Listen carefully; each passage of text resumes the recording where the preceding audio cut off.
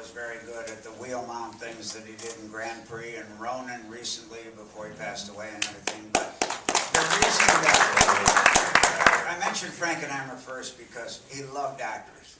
But the reason that all of us will come back for this man and work again and again, you see it again and again in this movie.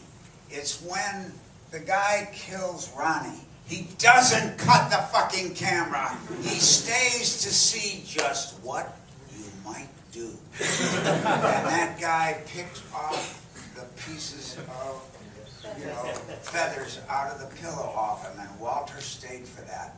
Most other directors would have gone and cut and say, well, the scene's over. The producer would say, scene's over.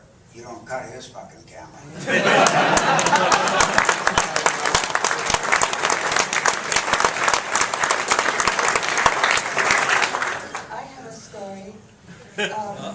About Walter being, the writer, director, and being so incredible with actors down to every last detail. I was doing what I thought was clever and good for my role, which is that I thought that my character, the connection, should not be without a gun. But Walter did not want my character to have a gun. So I felt that I had to sneak because I felt that the connection would sneak to have a gun. So I got a prop gun and I hid it in my clothes. And nobody knew I had it.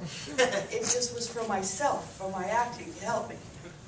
And then we're in that bar, and I would lean over to do some calisthenics in between scenes, and it was a prop gun, of course, and it fell out on the floor when I went down to touch my toes. And everybody was like, and anyway, I got in trouble. My phony secret gun. But that's how specific he was. I had a question. Well, it was that kind of movie. There's other films where you want it rough around the edges. And this was not, that was not the idea of this one. And, I'm sure many of you want to go out and make films, and I hope you do. But you have to have some idea to start with, and then you got to stick with it. Sometimes it works, sometimes.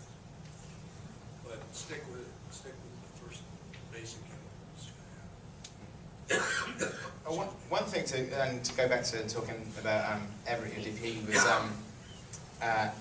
is that, and particularly in this film, but in all of your films, like the coverage and the compositions are so considered, and there doesn't really seem to be kind of like a wasted shot, and that's how you write as well in terms of like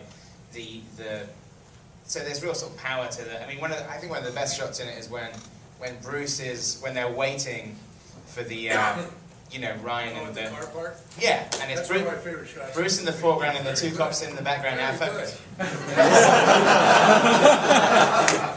It's storytelling. It's great. No, it's very. It's in the beige color range. That was a lovely shot. And he was, as always, perfect character. I can't believe how nice I've been to Bruce tonight. I usually abuse him. I was thinking about it in terms of, because I was thinking about Ryan O'Neill's like word count, and I think, Bruce, you probably have about 80% of the dialogue in that film. Well, I'm sure. That's the way Bruce likes it.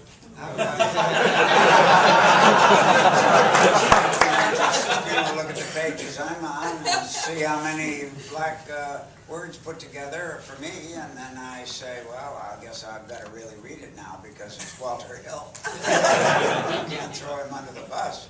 So it was just, I don't know, it's just a pleasure to work with him. I saw the preview there tonight of Wild Bill, and he calls me up and he says, look, it's a bit. Okay? It's a bit. I'm sorry I can't offer you a bigger part, but you're not good enough, Bruce. And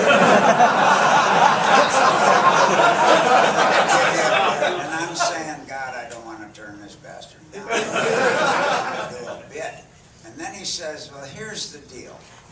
The guy rolls down the street, a muddy street, in a wheelchair, and goes up on Wild Bill's wedding day to shoot him, because he's crippled this guy years before.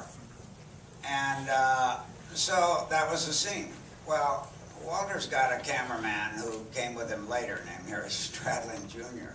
And they said, you know, wheel yourself up to the hotel. And then the sumbitches go out and wet it like the Dodgers wet their infield. So the tires sunk down in the thing and I couldn't move it an inch. And Walter's going, for Christ's sake, you know, for Christ's sake. And by the time I got to John Hurt, I just looked at him and I thought to myself, well, should I throw in one Guernsey or should I just not? He just stands there and he greets me, he says whatever he says.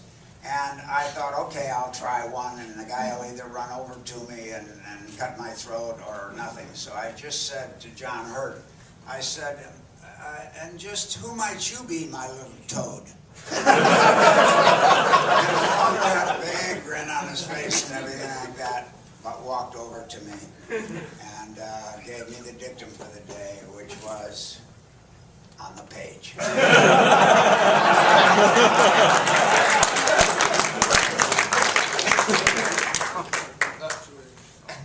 I just had a couple more questions. Walter, one thing I wanted to ask, you said about that somebody commented that it felt like a French film, and we were talking earlier about Jean-Pierre Melville. Was he a big influence? Were you a fan of his before this?